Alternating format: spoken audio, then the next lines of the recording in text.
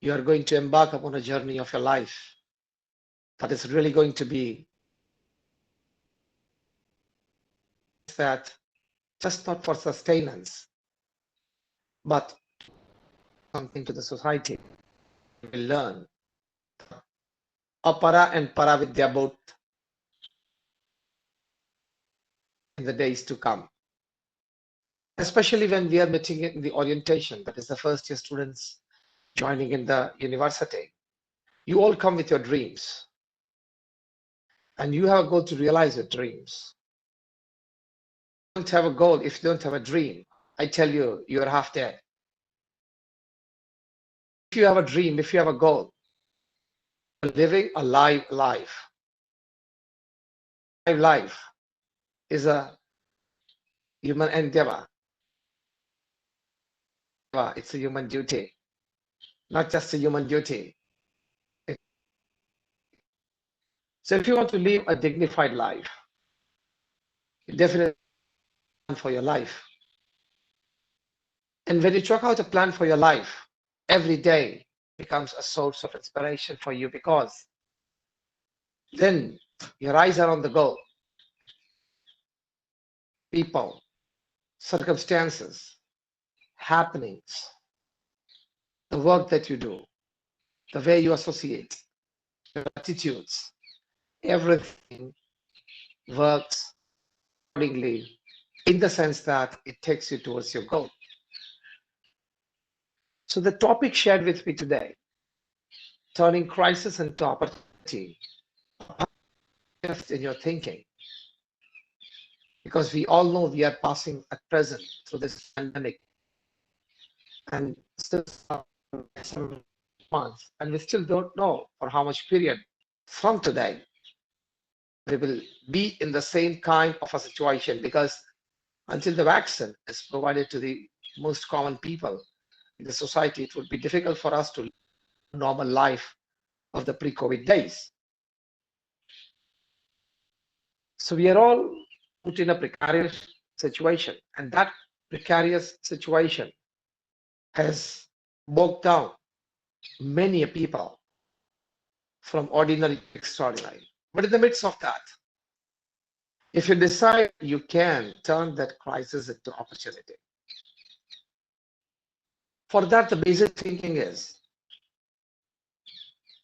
that if you continue to focus on the hurts that you have received, everybody of us, we have through some hurt in personal life, family life, social life during these times of pandemic. So if you constantly focus on the hurts, you will continue to suffer. But if you decide to focus on the lessons learned, you will continue to grow. So choice is yours. Then you want to concentrate. You want to wake up in the morning and start crying, or you conscious choice. If you make a conscious choice, you stand a good chance for a great change in your life. As simple as that. So make a good choice, make a conscious choice, make a right choice. There would be more than 2, 5, 7 ways in front of you, paths that you can tread, but make a good choice. So my first point in telling to you students of turning this crisis into opportunity, and all the members of your Silver Oak family, that don't focus ever on the heart. Otherwise, you will continue to suffer. Always focus on the lessons that you have learned from that hurt. Try to grow on that, and simply you will continue to grow. If you go through the biographies and autobiographies of all great personalities, personally, I've read more than 500 biographies and autobiographies in my life, and one of the essence that I've read the lives of such great personalities is that they've always taken hurt in a positive way. This is something very big that I'm sharing with you. I know you are quite young minds, stepping into the first year of your college. I think you must be like 17 or 18, something like that. Saurin bhai, 17 or 18, something like that. So It's not a fully mature age at this stage in life, but I'm sharing with you something which, let me tell you, knowledge equivalent to a very effective vaccine in the times of corona. This thought can work as a vaccine in times of your life. And the thought is this: a good choice in life, so you stand a good chance for change. The choice, that is a conscious choice, always be positive. Then all these great personalities, as I told you just a few minutes back, cried on the hurts. Never cry on the hurts, otherwise you'll have to cry every day. You always have to take that hurt in your life, in your work, in your relationships. Ponder upon it, think of it, derive, extract the positives from it, work your way out, and that positives help you. Again, as simple as that. So the first sharing is. Second sharing, when it comes to turning crisis into opportunity. Ask yourself when you are in crisis, when you are in trouble, what best power? How can I come out of the situation? Sit back, think, and then act. Don't rush. Otherwise, you'll make a big mistake of life. God has given us intelligence. He has given us emotions. Make a good combination of both before you come to a choice. So, for example, even in day-to-day routines of life, if you face some awkward situation, don't react, but respond. These are two different words. To react is something else, to respond is something else. Reaction is spontaneous. It is an emotional jerk. Response is a thought-led, a combination of thought and emotion. A response that is beneficial to both the parties and to the environment at large. That means you become a part of creating a positive ecosystem for yourself and people around you. So respond, never react. Think back, only then act. Even in day-to-day happenings of your life. I share you a wonderful story. A few years back, maybe in the year 2008, a friend traveled from California in America to Paris on some work, and on a fine weekend evening, he just called up his friend and said, "Can we go for a dinner together today? I'm just done with my work." So I think after quite a few months, they decided to go for a dinner. They came to a place and sat together, chatted a lot, had dinner, chatted a lot after dinner. And then when they came out of their dining room into the porch of the hotel, they found that there was a long queue. Very surprisingly, both of these youngsters, they asked the receptionist, "Ma'am, what is this long queue for?"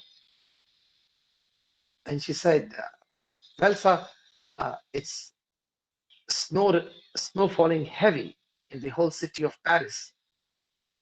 And these people have come by cab, that's taxi, and so they are waiting for their turn. Sir, if you come by your own car, you can happily proceed. But if you come by a cab, please join the queue." The receptionist said. Both these friends had come by cab, so they felt like, "Oh my God, it was fronted." And they asked the receptionist, "Is there heavy snowfall?" She said, "It's very heavy snowfall in the whole city of Paris at the moment. It must be like about 8:30 in the evening." And she said that is all traffic is deadlocked, jammed. In some streets, it's moving very slowly. Our street, being the food street, and we situated in the center, geographical center of the city, or the street, any cab which drives into the street gets hired in the first or the second building because the entire street is the food street. And so cabs finding it difficult to reach here. And so this is a long queue. But please, gentlemen, join the queue. So both of them walked towards the end of the queue, and in a few minutes of observation, they came to know that it would take like about 2.5 to 3 hours to get a cab the way the queue was moving. So they said, my God, we got stranded today. My God. But they just sat back. Now, if we were at their place, what would we do? We would just draw out our mobile phones from our pockets and start the data and the WhatsApp and check some WhatsApp or mails and share some. And maybe some of you would click your picture, a selfie with the long queue, and you can write, I got stranded, to get emotional support, oh my God, support from friends or, relatives and besties. These two people ask themselves, so this is how we turn crisis into opportunities, topic that we're talking about. These two friends, they just started discussing, how can we help the situation? This situations might be getting created on many winter evenings in snow falling countries where people get stranded at some place before they can get home. Can I help the situation? So this is basic thought which turns a crisis into आपत्ति को अवसर में ये विचार बदल देता है. So they just sat back and one of them got the idea that can we design an app, a mobile app that could help hiring a cab maybe 20-30 minutes before they actually want it, and they can on their mobile phones get an answer that this is the name of the driver, this is his mobile number, and this is the number of the cab, and you will get the cab in the next 18 minutes, 22 minutes, whatever.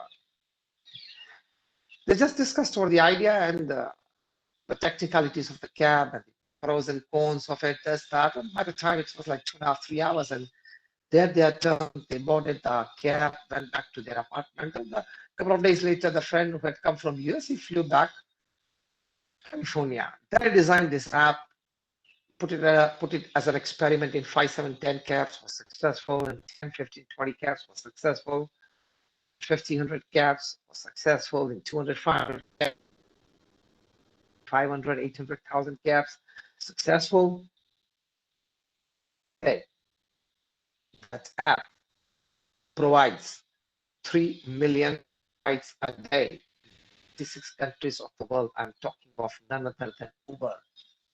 I'm talking of none other than the designer of Uber and the owner of Uber, Mark Kalanick, Travis Kalanick, and his second little known friend and partner in the company, Mr. Garrett. Travis Kalanick and Garrett, they both had got stranded on that snowy night in Paris, and that created Uber. What I mean to say is, ask yourself in times of crisis, what can I do best to come out and apply all your resources, strengths, know-hows, platforms, support systems, academics. So not just that you come out of the situation, you can help the situation. But this is, imagine 30 lakh rides per day Uber is providing to people in 66 countries of the world. And this idea to a young man, snowy night in Paris, he's a billionaire today. So don't curse yourself and don't curse the situation. Now listen very carefully to the golden words that I share with you.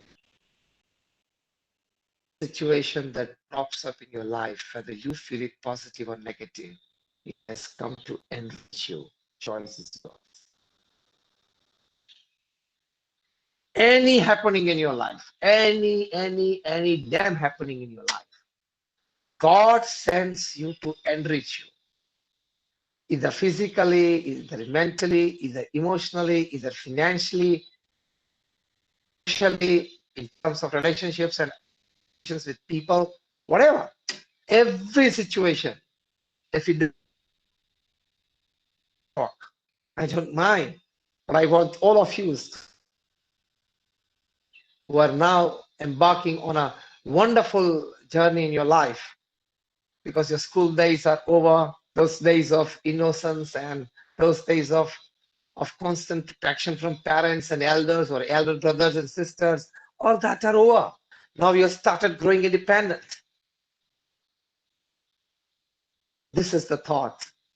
Again, I repeat, because I want this words to be inscribed in your hearts and minds, my young friends, that each and every situation which props up in your life has come, rather has been sent by God to enrich you. Whether it's a pat on your shoulder or a slap on your face, it has come to enrich you. Take it positively. I'm giving you the essence of more than 500 autobiographies and biographies that I've read, sharing with you, my young friends, because you are the future of the society and you're the future of the country. We want to make India a developed nation. We want to make our country a superpower. And so the onus lies on you, this generation. We tried our best. Now it is shifting to your shoulders, the responsibility, the load. And we are confident about this generation, the way you people are growing, the way you people are coming forward, the way you people are so much active in different aspects in the social world. So we are definitely very confident about you. But then each and every situation, take it positive, how it has come to enrich me. Just ask the situation. A pat on your shoulder means an inspiration. You have done some good work and somebody pats your shoulder. Fine, well done. That's an inspiration. Somebody taps your face, that means you did something wrong and you're on the wrong track and somebody's guiding you to come back on the right track. Take it positive. Each and every word of your parents is to enrich you. Each and every word of your teachers, whether they teach you, whether they scold you, but it is for your enrichment. Tell your mind every day in the morning, whatever happens with me today is going to enrich me. As simple as that, and see the levels of positivity that you experience. See the levels of inner strength that you experience. See the levels of enthusiasm that you experience. Tell yourself every day in the morning, today, whatever will happen in my life is going to happen with the wish of God, is going to happen for my good. And if I keep this attitude, it is going to enrich me wonderfully. This is how you turn crisis into opportunity. Another good aspect that I would like to share with you is that don't fall back. Failures are part of life. Setbacks are part of life. And actually, you must pray for some setback or failure. In this aspect, I would say today's generation is a bit weak. By medias, they've always seen success stories of people, and today's generation always feels that, it's like an overnight success. I tell you, the word is absolutely wrong. There is nothing in existence like an overnight success. Success is never an escalator. It's always one step at a time. You can't land on the top of the Everest by a chopper and have your photograph printed on the front page of Times of India. It has to be one step at a time. You have to go to the top of the Himalayas from the base camp climbing the mountains. So there is nothing like overnight success. No, never. The great philosopher and thinker Longfellow, he has written the essence of all his thinking, in which he writes that the heights achieved and kept by great personalities were not achieved by sudden flight, but they, while their companions slept, were toiling upwards at night. So these people have hard worked. Sachin Tendulkar, Virat Kohli, Rohit Sharma, they are not overnight successes. They have pained themselves out. They have been on the fields in their early teenage time, like when they were 8, 9, 10, 11, 12, 13, before teenage time, working hard on the fields. Let me tell you, when you people are watching movies till 1 and 2 a.m. and then bed and waking up at 10, 11. Virat Kohli or Rohit Sharma, they used to go to bed at 10 and wake up at 5 and go to nets at 6. And that is why they are what they are. Only yesterday, you might have heard in the news that the way Rohit Sharma is practicing and exercising and his routine of the day is super fit. See, so people are not overnight successful. God has and nature has put the element of discipline, hard work for success. And God never plays dice. God never plays favors, okay? Be very mindful. Never have the dream of going to bed as a pauper and waking up in the morning as a millionaire. It never happens. You don't go to bed as a pauper and then you wake up in the morning after 7 hours as a millionaire. No, it doesn't happen. As long as I said, you have to toil upwards at night. Because the element has been put in each and every existence upon this earth by nature and God. That a disciplined hard work only brings success. Nothing other than that.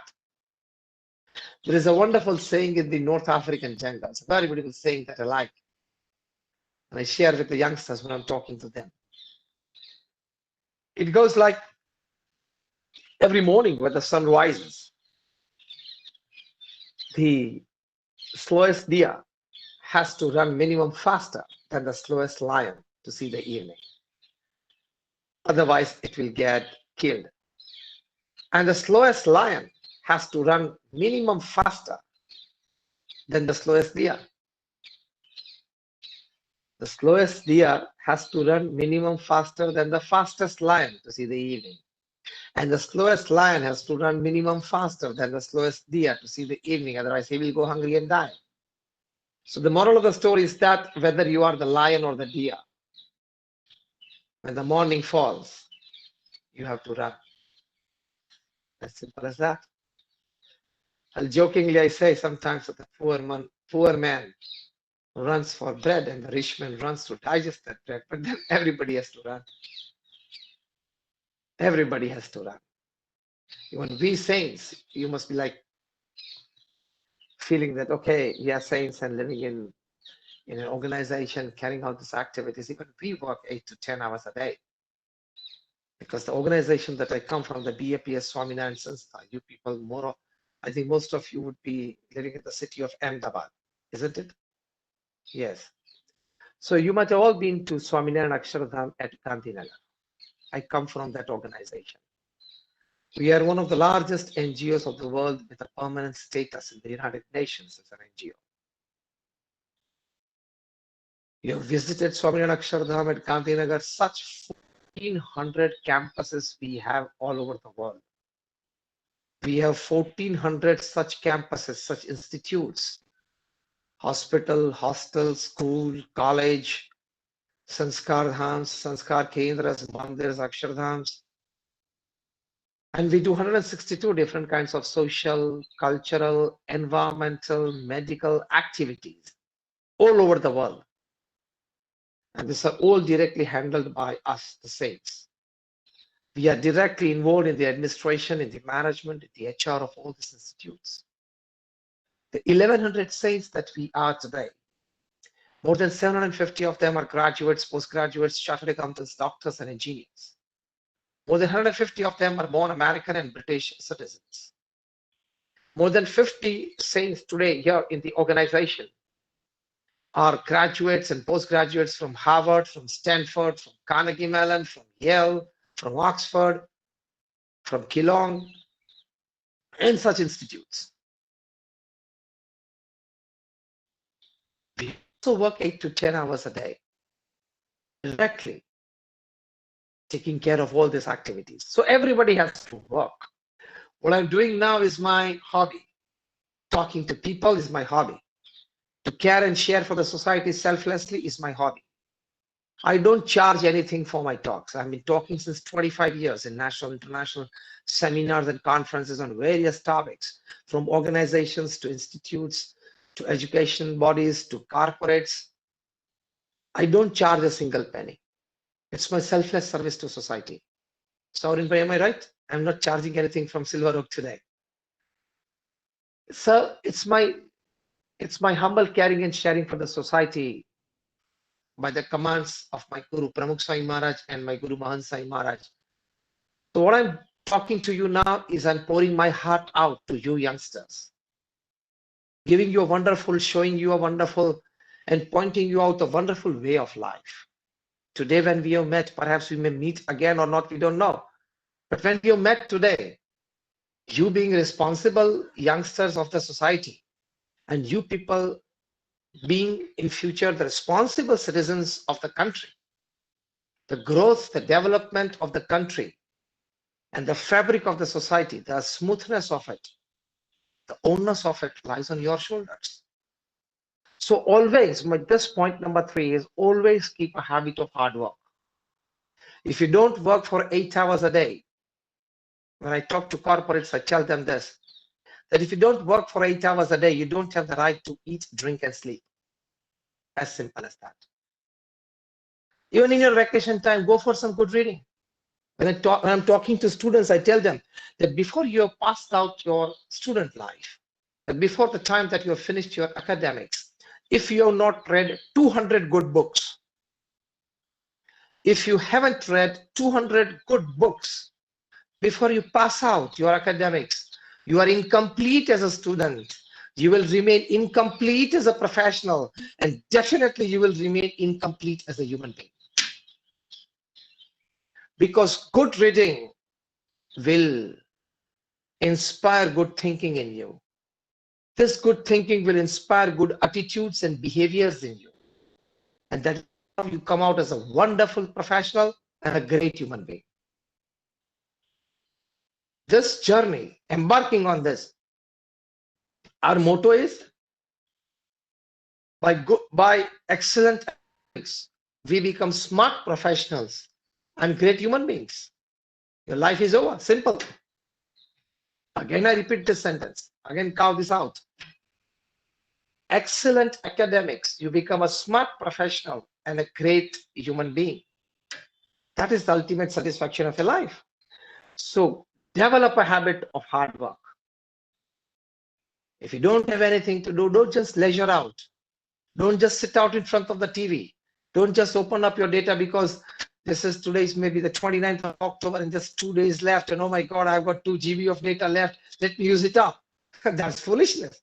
That's absolute foolishness. The data is free. Your time isn't free. You got my point. You got 2 GB of data to use in the 2 days. Otherwise, it would expire.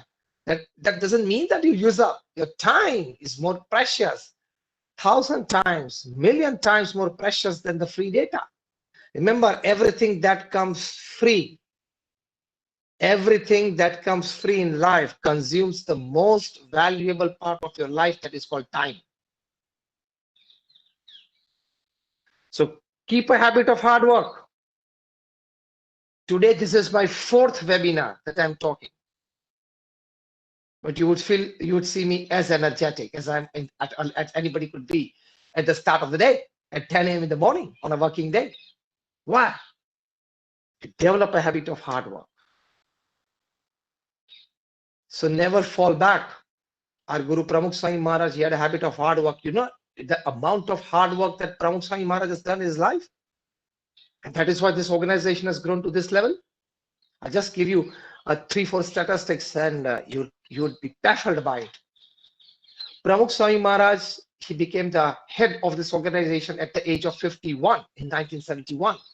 And thereafter, in the next 45 years, he would travel to 18,000 villages, towns, and cities in 63 countries of the world. 60. He would personally visit more than 3.5 lakh homes to culturally, morally educate people. You'd be surprised to know that I'm talking of myself, we have seen Pramukh Swami with his own eyes at the age of 65, 68, 70, 72, and 75. At 11 p.m. night, at 12 midnight, traveling into deep Adivasi villages, meeting them, de-addicting them, inspiring them to send their children to schools. What an effort! What an effort! Selfless effort. People used to write letters to Pramukh Swami Maharaj for their personal issues, family issues, professional, social issues.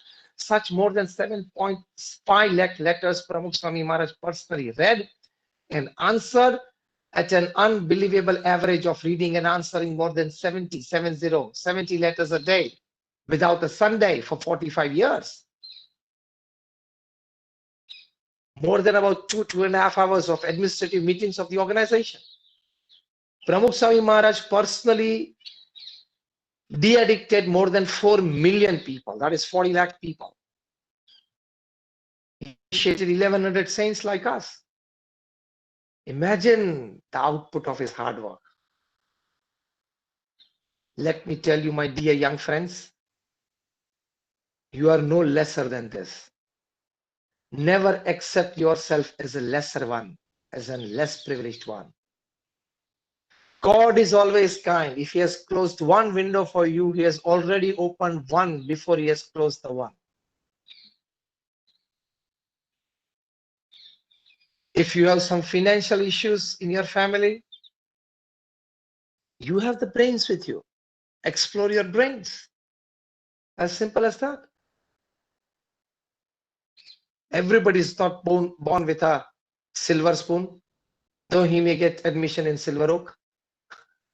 You can always develop your caliber.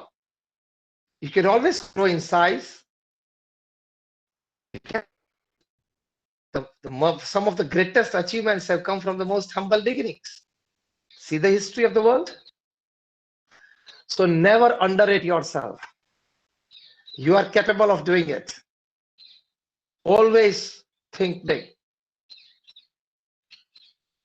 एक कहावत है ना, हिंदी में बोलते हैं कि नहीं माफ नीचा निशान, ऊंचा निशान रखा, चूक गए तो माफ, लेकिन नीचा निशान रखा तो आप माफी के पात्र नहीं है. So hard work. Another good aspect I want to share with you is that never get dejected and depressed in life. Challenges are part of life. Pick up the challenges. And life is not worth without challenges. Your life becomes silver. Your life becomes golden only if you have faced opposition. Only if you have faced challenges. Don't cry about it. Don't pray for an easy life. Pray for a tough life and tough shoulders to carry that load. That is the human dignity. कभी भगवान को ये प्रार्थना मत करना कि भगवान मेरे जीवन में कोई दुख नहीं आना चाहिए. भगवान को बोलना कि जो भी दुख आपको भेजने भेज देना, लेकिन उस दुख के सामने लड़ाई लेने के लिए शक्ति देना. That's it. Pick up challenges head on. See, Virat Kohli or Rohit Sharma doesn't have the right to cry when they are facing 95 miles per hour deliveries. If they start crying and start complaining, oh my God, the opposition bowler is bowling at 95 miles per hour and the ball is swinging on the either side 1.5 feet after pitching, and I only 40th part of a second to that ball, oh my God, I cannot do that. Then you are paid to do that. You are that job. If you cannot do it, come out. Let me go in. As simple as that. A soldier who is posted at Ladakh on the LSE doesn't have the right to cry. Oh my God, there is fierce firing from the other side. Man, you are posted there to face that fire. And our soldiers at LSE are doing a wonderful job. Their bravery is actually giving us a good sleep at night. So take yourself as if you're always on the cricket pitch. Take yourself that you're always on the LSE. Go full throttle. Don't get dejected or depressed. Let me share you a wonderful story. You might all have heard the name of a wonderful Sri Lankan cricketer, Marwan Atapattu. Now he was a wonderful batsman and he scored good runs in the domestic circuit, so he got that elusive call from the board to play for the Test 11. Now, for any sportsman to get a call from the national board is a dream. So it was a dream come true for Marwan. He joined the Sri Lankan cricket team, touring to another cricketing nation. The first test started. Marwan Atapattu went into play. It was for him the first international appearance with high spirits, a lot of enthusiasm. Back home, his parents and elder sister and brother, all the family members, they were all like, come on now. First innings, 0. Second innings, 0. And he walked back, ejected. And the Sri Lankan board took a decision way back from home in Colombo and called the manager of the touring team that don't play Marwan Atapattu in the second test. Bench him. And then send him back home. So he came back home. Now this was like, some insult to a cricketer to be sent back home after the first test because I did not perform. His family consoled him, family and friends, they consoled him. But he said, yes, I'm going to play for the country and I will. I'll make my career. He joined the domestic circuit, kept on practicing, kept on scoring. He again got that elusive call after 21 months, more than 1.5 years. He kept patience. He kept playing. He kept gathering energy. He kept motivating himself. In this 21 months, I think all of you could understand that he must have passed through many lows when it comes to mental energy. So when he joins the team, first innings 0, second innings 1. Again sent back to the country. Now the press started writing that perhaps he's not meant for this. Again he went back to the domestic green. Again he got that call after 19 months. This is because he was lucky, otherwise you don't get a call third time from the national team. Again first innings 0, second innings 0. Now his family told him that you forget your dream of playing international cricket, join the family business, and more than that, Marwan Atapattu was a qualified chartered accountant. So he always had the option in front of him, and that option was actually attracting him. Now, because of his failure in his chosen field. But he said, no. Imagine the amount of fight that he might have taken with his inner thoughts and emotions. I think you can imagine that. The lows, the depressions, he would have constantly fought with himself again, woke up in the morning. Sometimes he might have gone through sleepless nights as well. So morning he again wakes up and goes to the net. Again he gets call after 17 months. With press writing that he's not a big match material, cannot perform on the international stage, and this and that and everything. He scores a wonderful half century on his 4th appearance and the 4th call. He cements his place in the playing 11. He becomes a responsible and a wanted top of the class middle order batsman. He went on to score 5,000 test runs for his country, 16 centuries, and 6 double centuries. I'm talking of Marwan Atapattu. Today, he is a source of inspiration for the youngsters that don't get dejected or depressed on failure. Part of life. It's a part of life. So, when you face failure, some of you might fail in the first year. Some of you might fail in the second year. Some of you might fail in the third year. Or if you might not fail in your academics, somewhere you will fail in your life. Everybody passes through this. Everybody has to pass through. Keep motivating yourself. Keep energizing yourself. Keep inspiring yourself. Always look up in the sky. A prosperity thinker, don't become a poverty thinker. You know what a prosperity thinker thinks? Yes, tomorrow morning the sun is going to rise for me. Yes, tomorrow morning, the first rays of sun, when I get up from my bed and open the window of my bedroom, the first rays of sun coming in are going to be the golden rays, bringing a lot of opportunities for me. Yes, tomorrow morning is going to be a real good morning for me. Not just messages of good morning, real good morning for me. Yes, the circumstances in my life are going to be circumstances of hope. These are the thoughts of a prosperity thinker. And you know what a poverty thinker thinks? अरे यार मर गए, अरे यार ये क्या हो गया, अब कल क्या होगा, तो गिर पड़ा, अब तो नहीं उठ पाऊंगा, अब नहीं चल सकूंगा, अब मेरे से कुछ नहीं होगा, मुझे कोई सपोर्ट नहीं है. These are the things of poverty thinking. Don't become a poverty thinker. Even when you're nothing with you, still be a prosperity thinker. You don't need a certificate for that.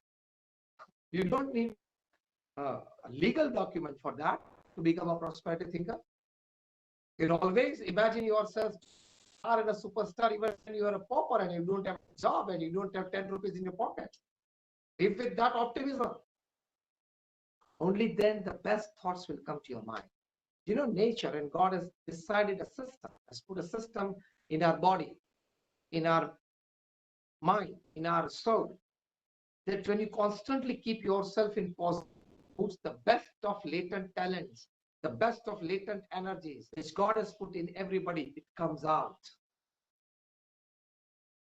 But when you constantly keep your mind in a depressed state, in a state of tension, अरे वो क्यों नहीं हुआ, वो होना था, उसने मेरे सामने नहीं देखा, उसने मेरे साथ फ्रेंडशिप तोड़ दी, यही विचार करते रहेंगे तो कई प्रकार के टैलेंट्स, कई प्रकार की एनर्जीज जो है वो निकलेगी. और जो अभी सौरिन भाई ने बात की ना, डाई एम्प्टी, टॉड हेनरी उनके उस पुस्तक के राइटर है, टॉड हेनरी, उसने यही लिखा है कि आप अपने बेस्ट विचार बाहर नहीं लाए अपने जीवन काल में, आपने अपनी बेस्ट प्रैक्टिसेस अपने जीवन में कभी अप्लाई नहीं की, आपने अपने बेस्ट एटीट्यूड्स कभी जीवन में प्रदर्शित नहीं किए, then you died with some of the best resources that could have helped you, your surroundings, your associated people, society, and humanity at large. So when you die with such good resources, which you never expressed, which you never put into practice, you did not live with human dignity. Die empty means, the title of the book is Die Empty. Die empty means before you die, share your best thoughts, best practices, best actions, best attitudes, best know-hows in your work, in your relationships with people, associations with people, so that let that flow put fragrance around. And then when you are empty, and if you die, you have died empty. So become a prosperity thinker, don't become a poverty thinker. Yes, I can do. Yes, if I decide I can do. Tell yourself 25 times in the morning. If I decide, I can. If I decide, I can. If I decide, I can. If I decide, I can. Decide. हमारे सामने तो प्रत्यक्ष example है, चाय वाला भी भारत का प्रधानमंत्री बन सकता है. So what can not Silver Oak students do? What I'm talking is, you have a comparatively better family background, you have comparatively a good ecosystem around you, you have comparatively such a good institute to impart you education, culture, everything. You have good teachers, professors, and the administrative staff to take care of your life and future.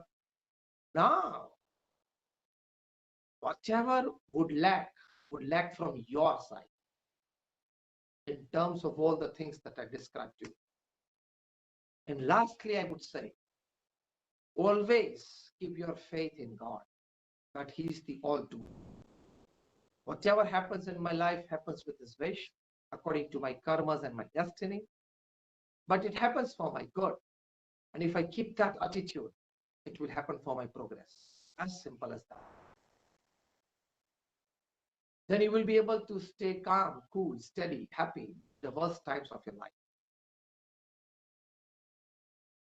For that, you need to connect with God every day. This is not that because I'm a saint, I'm a separate person that I'm talking to you. I'm also a man of science and a man of philosophy both. I finished my engineering before you all students were born. I finished my engineering, my BE Mechanical, the year 1991. That's maybe like about 29 years ago. So I think before all you students were born. So I'm a man of science, and I'm a saint since last 28 years. I took my Diksha in 1992, so like I'm a man of philosophy also. The combination of science and philosophy, I'm sharing with you something which is going to be most essential, important, and a crucial element of your life. That is faith in God. Keep you going in the worst times of your life. Top class management gurus are teaching to top class executives, even Fortune 500 executives this. You talk of Stephen Covey, you talk of Og Mandino, Ken Blanchard, you talk of Anthony Robbins, you talk of Robin Smith, top class management gurus, you talk of Shiv Khera. All these people that teach this element of faith, top class executives, even of MNCs, even of Fortune 500 companies, element of faith. Rest everything at school, back at your home. Today I'm wanting to put an element of faith. I don't say don't have it, making it more stronger in you. You know to what extent it helps. I would suggest a wonderful book, 7 Habits of Highly Effective People, written by Stephen Covey, one of the most decorated management gurus ever to be on this planet. And today, the Stephen Covey Foundation runs crash courses ranging from a few hours to a few days of the year, or even 6 months on this book. This book has been translated more than 28 languages and millions of copies sold. And it was one of the first of the management books that ever reached the top of the New York Times bestsellers list ever. Stephen Covey was a faculty at Harvard, and thereafter went into a deep thought process, leaving aside his going on to the nearby and staying there for many months and writing this book. For that, he traveled all over the world to interview more than 3,000 successful people, successful not just as business, but also successful as a businessman, as a husband, as a wife, brother, as a sister, a neighbor, as a relative, as a friend, that was successfully walks life. Such 3,000 people interviewed by him. Then he lists down that these 7 habits were common with these 3,000 successful that I found. Writes this 7 habit in this book. The first habit is proactive, मतलब अनुकूल परिस्थिति में सानुकूल प्रतिभाव. Second is begin with the end in mind. Third is putting first things first. Fourth is think win-win. Fifth is seek first to understand and then to be understood. Sixth is synergy. That is when more than 2 people come together and decide to work together. They may have difference of opinions, yet they decide to stay together and work together, start a project, go through the process, and come to a result that is beneficial to both. And the joy of working together, coming together and creating a result, that joy gives you energy to do another project to get together. And that energy is called synergy. It's a wonderful term, coined. People say that the term energy did exist. Of course, the term energy Stephen Covey, to immortalize himself, he put an S prefix to energy and created this new word called synergy. And the seventh is sharpen the saw. And this he writes that physical, mental, emotional saw. He's saying, now listen to this words of mine very carefully. Stephen Covey writes that the seventh habit that I found common in 3,000 successful people across continents was that these people had the habit of connecting with their creator, God, through prayers every day. See, top class management gurus, top class social relationship gurus, top class health gurus, all three these categories, which is our life, health, social life, and professional life. All top gurus in all these three fields, they teach the element of faith in God. It's very, very visual, very helpful, even from the scientific point of view. Before I end my talk, I share a wonderful information with you that scientists back in the US, they have come to a conclusion after an experimentation through a psycho neurosoftware. See, when you get angry, you start shouting. When you get stressed out and you are in tension, two hormones get released in the bloodstream. One is cortisol, the second is epinephrine. These two hormones get released in your bloodstream. Now, because of these two hormones, your blood pressure shoots up, perspiration starts, your heart beats, rate increases. All this happens. At that time, if you start chanting the holy name of God, that's the scientists back at the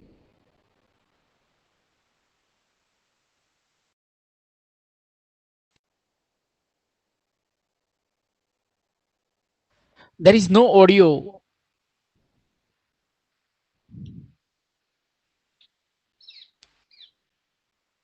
Am I audible now? Now audible. Yes. Okay.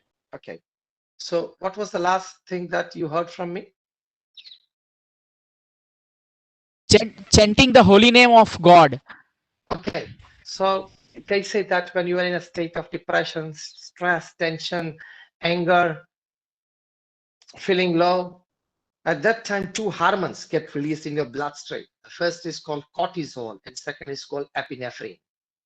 These two hormones, they create increase in blood pressure. They create increased heartbeat, and you are in an abnormal state.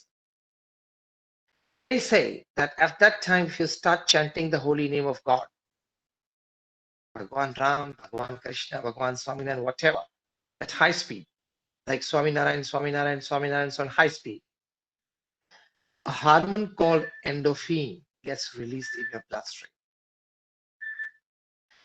And this endorphin gets released. This hormone of endorphin has the power to suppress the effects of cortisol and epinephrine. It is such a powerful hormone. It suppresses the effect of epinephrine. It suppresses the effect of cortisol. Your heartbeat becomes normal. Your blood pressure becomes normal. And you experience calmness, coolness, stability because of this hormone. So chanting the holy name, even in bad times, in times of crisis, can keep yourself calm. And when you keep yourself calm, you get thoughts and emotions as opportunities. So even this is a crisis. States of tension, states of stress, states of emotional breakdown are crises in life. Out of that crisis, chanting the holy name is a wonderful medicine, scientifically proved. As I said, I'm a man of science and philosophy both. I can talk to you on every aspect of philosophy and spirituality from the scientific point of view. Everything is scientific. Nothing is imaginative. That the worldly ways is first I see and then believe. Heavenly ways is first believe and then see. Paths are different. So just don't keep yourself in an egoistic state that, see, I'm a modern boy or a girl, and I'm intelligent, and I believe only things that I see with my own eyes, or I believe only when my logic is satisfied. Don't keep that egoistic rudeness in your nature. Many things you have to accept in life because they are traditions, they are culture. And when you accept that and start walking on that path, you will experience more. Simple example that, for example, at night, when you want to go out, you start your car,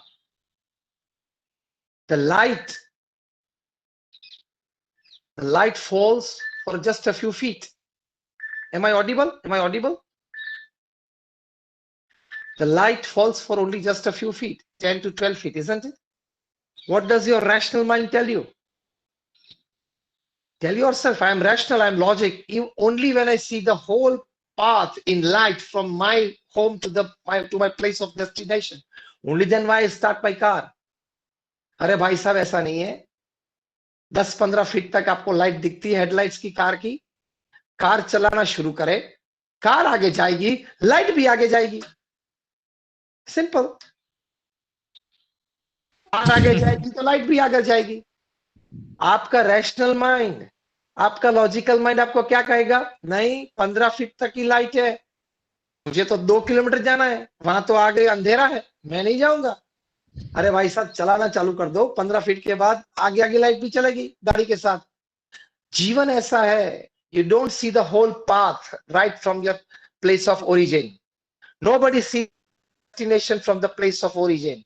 With faith in yourself, with faith in God, with faith in the people around you, with faith in your talents, intelligence, and know-hows, start walking. Question the logics, okay? भगवान कहाँ है, किसने देखे हैं? Don't question the fundamentals. और जगह तो question नहीं करते फंडामेंटल को. आप सब क्रिकेट खेलते हो. Have you ever questioned why 3 stumps? Why not 2 stumps? Why not 1? Why not 4? Who decided these 3 stumps? Did anybody of you go on the cricket field with a bat in your hand to play the match on a Sunday morning and ask the umpire or the opposition 11 players on the field that who decided these 3 stumps in the cricket? Who gave him the authority to decide? After he decided 3 stumps, what was the reception committee who accepted this resolution, and how it got into tradition? Was there any opposition at that time? Only when these questions of mine are satisfied, I will go at the trees and bat. Until then, I will not. Then what will happen? Who will be able to answer your question? Nobody. Nobody knows the history of three stumps. Nobody knows the history of 22 yards. As simple.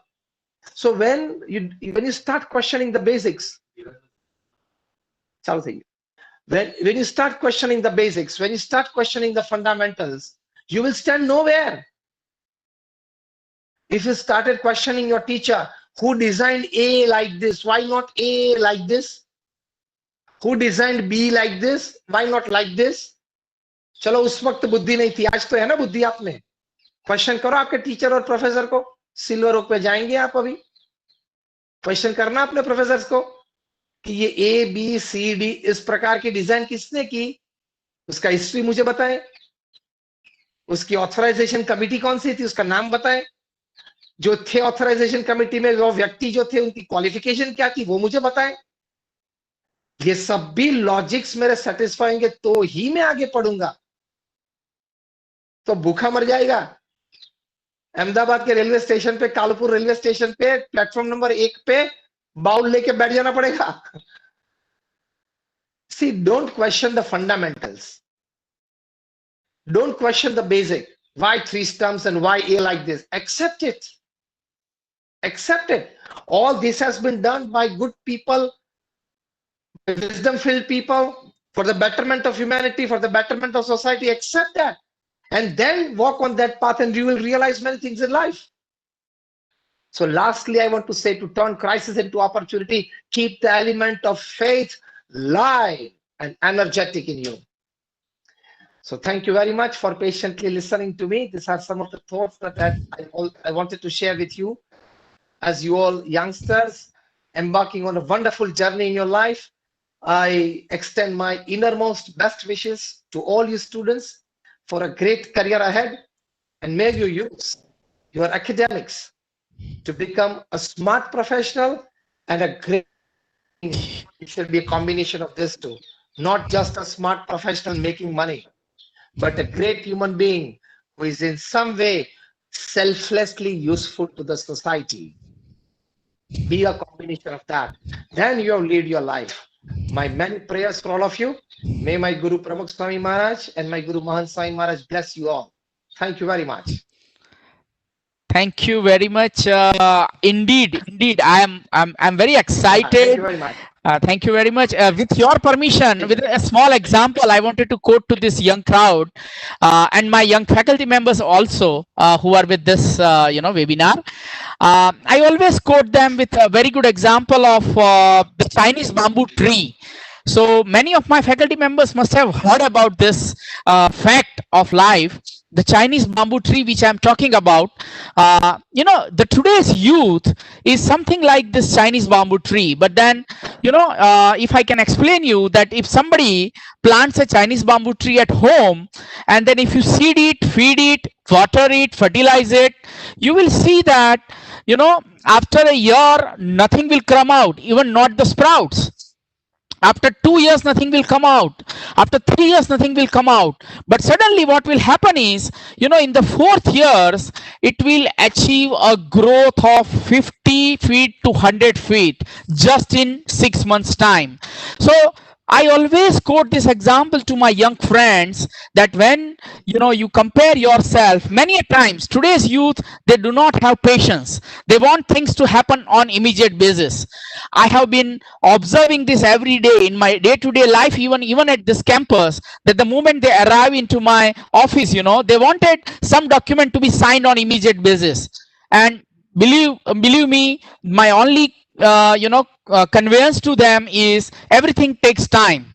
So earlier days, if we talk about people about 2-3 decades back, then they really had a good patience. But today's youth, they are lack of patience. So my source of inspiration, my quote to these young people is always follow Chinese bamboo tree. You see, this 4 years of time, it was not an ideal. It was trying to grow its roots underneath the surface so that it can handle the height rise of 50 to 100 feet in the 4th year. So, it might happen in your life as well that you might be giving your best, in your opinion, but you might not get success immediately. You just have to pursue that, with a faith in God and wait for right time so that you started getting fruits out of it. With this small message, let me thank Dr. Gyanvatsal Swamiji and for blessing us with his words of wisdom throughout the session. You have quoted Swamiji very, very good examples, which today's youth, especially the youth of science, they never believe, they never accept the things until they see the proof, and you have very nicely quoted very many examples that, have faith in God, and you have really motivated us. In my opinion, though it is all webinar online based, you have inspired more than 600 people today. My heartful thanks to you, Swamiji, and your Sanstha. I feel that you are really blessed by your gurus, and I wish every student that let's request Swamiji કે આપ અમારા કેમ્પસમાં આવો, આપના પુનિત પગલા અમારા કેમ્પસમાં પાડો, જેથી અમે આપના દર્શનનો પ્રત્યક્ષ લાભ લઈ શકીએ. My heartful thanks to every student who has been a part of this webinar, and I'm sure I don't have to prove that you have really learned a good lesson of your life when you are just beginning your new chapter of your life. My heartful thanks to the whole team Dheeraj Brahmbhatt, the whole team at BAPS. My heartful thanks to the team at Silver Rock University, Professor Piyush Patel, Professor Deepal Kadia, Mr. Parth, and every member who has helped me, making this dream a reality. And lastly, thanks to every faculty members, every staff members of Silver Rock University to be a part of this webinar. And I'm sure that these efforts are not going to go into vain, because we have learned many lessons of our life. And lastly, once again, Swamiji, thank you very much for your for for giving us acceptance, because I knew that you are very busy, but it was very easy for me to get a confirmation from your side. Thank you very much, and I wish let's be in more touch, and We must also be, just sorry for the interruption, but we must also be thankful to Professor GP Vadodaria of LDN. Vadodaria sir, yes, he only shared your name and contact details. I'm very much thankful to Vadodaria sir, and I think together, I think your intentions and university's intentions are overlapping. So inspiring young minds so that we can create better India is something our common dream we are sharing. So I wish let's meet in person. And thank you very much. Thank you very much. We are all blessed today. Thank you very much, Swamiji. All my special prayers for the faculties as well of Silver Rock University. Thank you. Thank you. The teaching, non-teaching staff, everybody. Thank you very much. Thank you. Thank you, Swamiji. Thank you. Have a good evening. Thank you. Thank you. Thank you, Swamiji. Thank you. Thank you.